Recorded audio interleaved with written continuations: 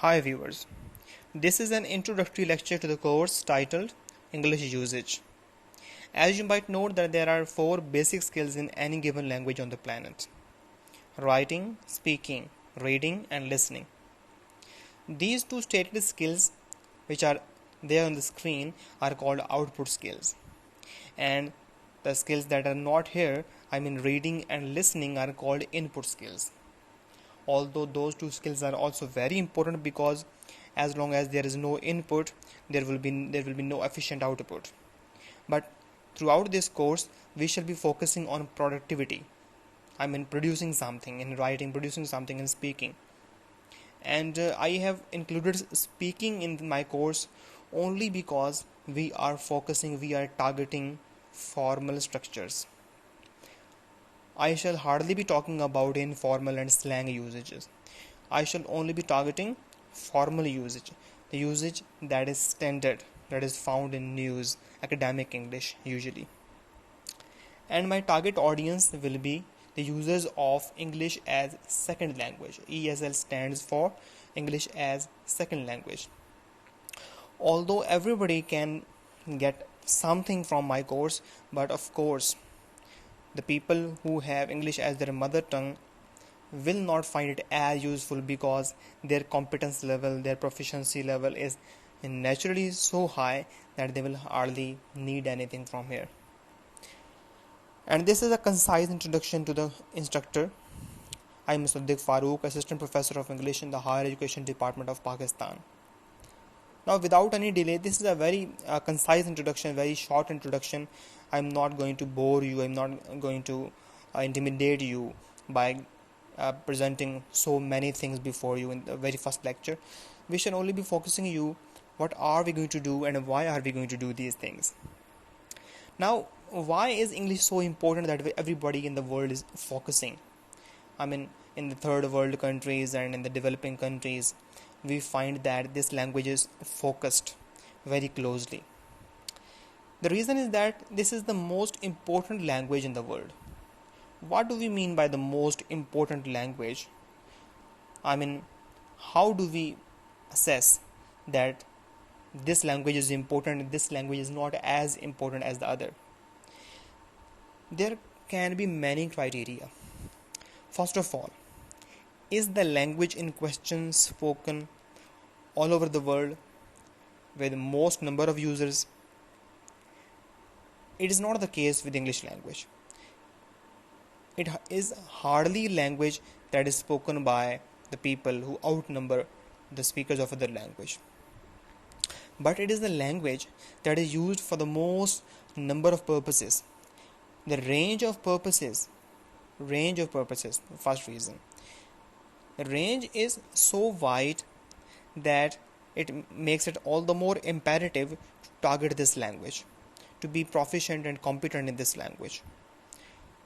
It is used in various fields, in politics, in education, in professional careers, everywhere.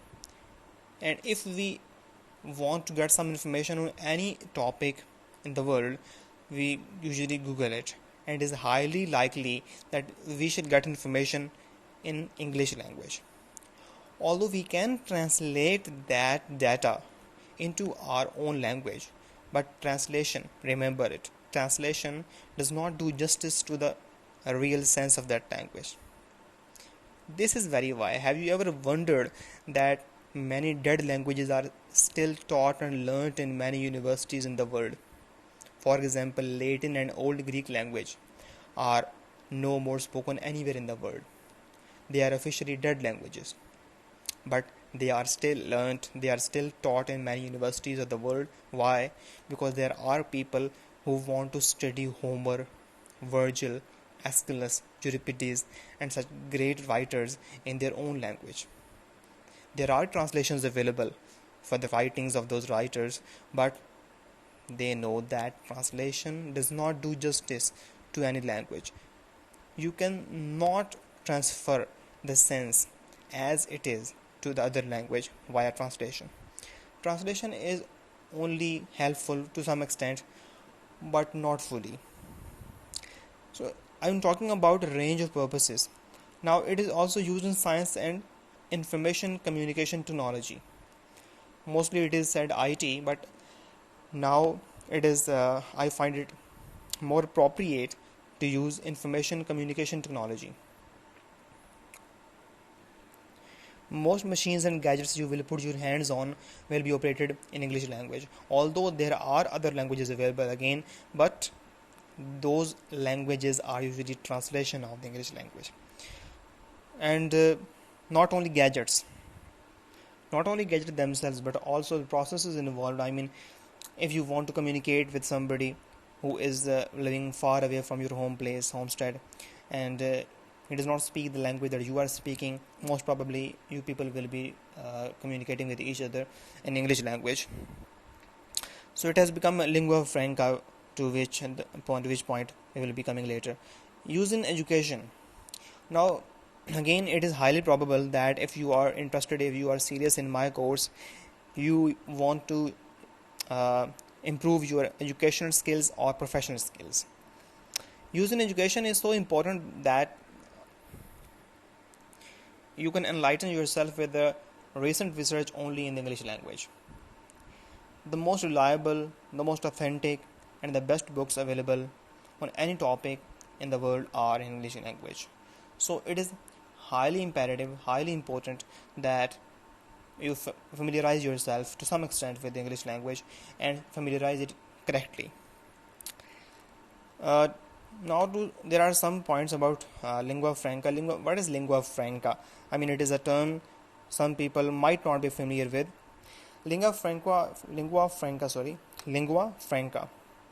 It is a term used for a language that is used for the purposes of communication by the people who do not share any common language.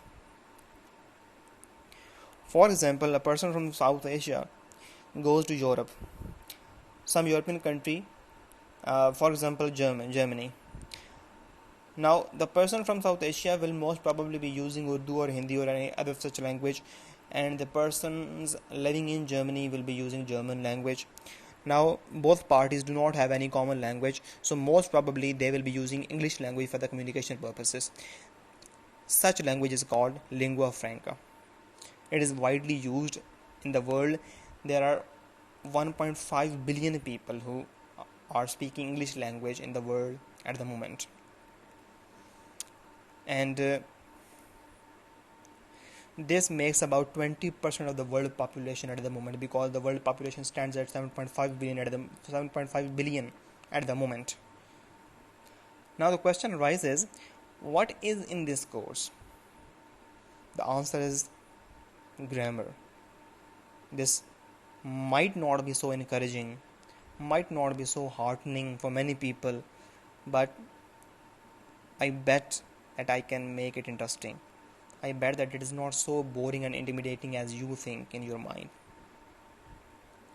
And as I have mentioned earlier, in this introductory lecture, we shall only be trying to point out what we are going to do and why we are going to do it. So why are we studying grammar? The answer is that know-how about grammar improves your intelligibility of what you are saying, intelligibility of what you are writing. Intelligibility means understandability, in simple words. If you are using inaccurate language, you might confuse your listeners and readers. As we move further in the course, we shall find out that there are some grammar rules. If we violate them, we make our language ambiguous. So the answer why to know much about grammar is we want to remove ambiguity. Ambiguity means that your words may be interpreted in more than one way.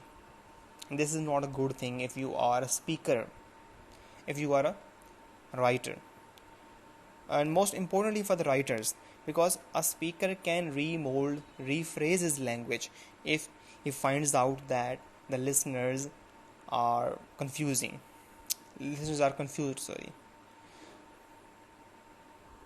So in this way we can say that a speaker has an edge over the writer, because a speaker has constantly the feedback of his listeners.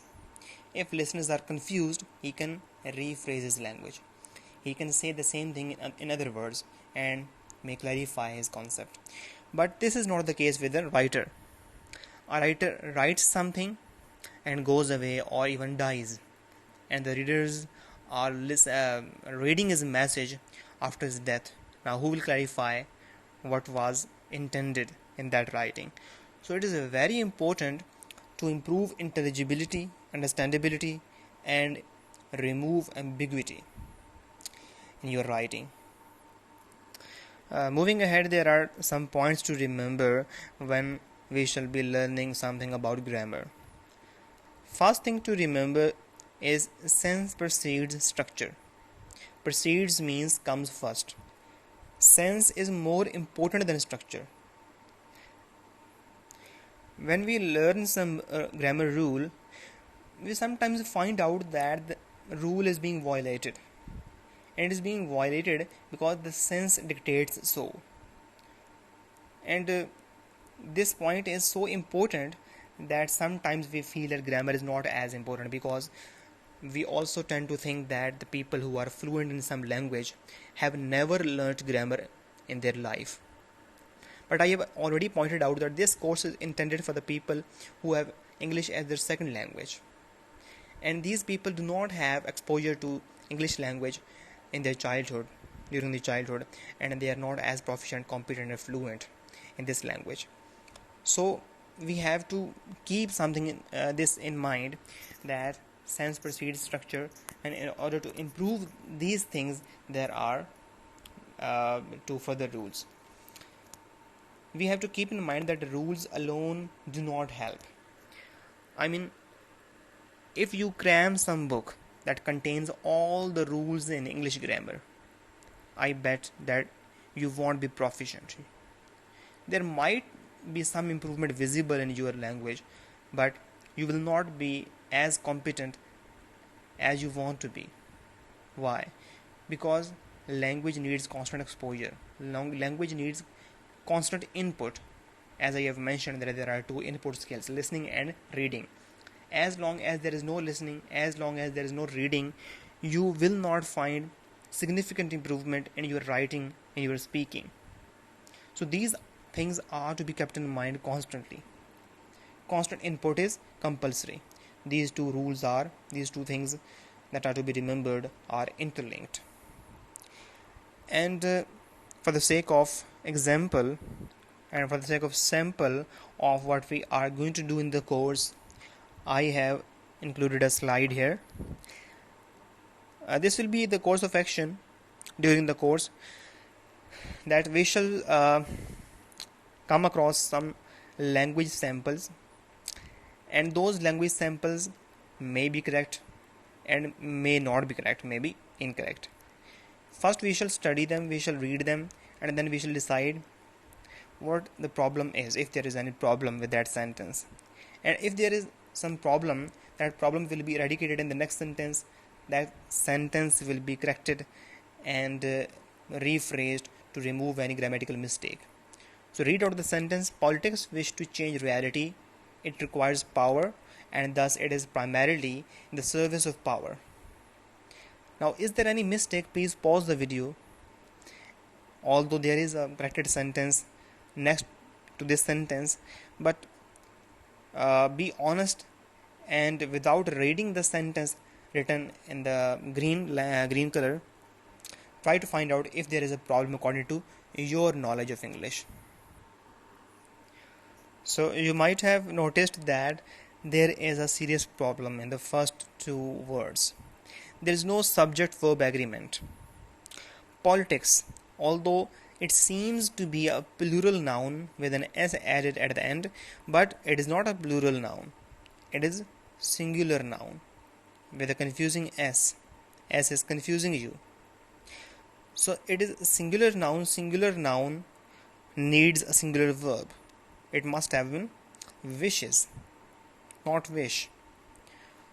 Why is it so? This is actually the topic that we are going to touch in the very first lecture. After this lecture, this was an introductory lecture, keep in mind. The first lecture will start with the topic subject and verb agreement. So politics wishes to change reality, it requires power, and so on. The rest of the sentence is correct. So this was a concise, very short introduction to the course titled English Usage. If there is any question, if there is any ambiguity, if there was any mistake, because I'm talking about a mistake because this is also going to be an interactive session throughout the course. If you find any mistake in my speaking, in whatever I have done during the lecture, you can point it out in the comment section. Till the next lecture, goodbye.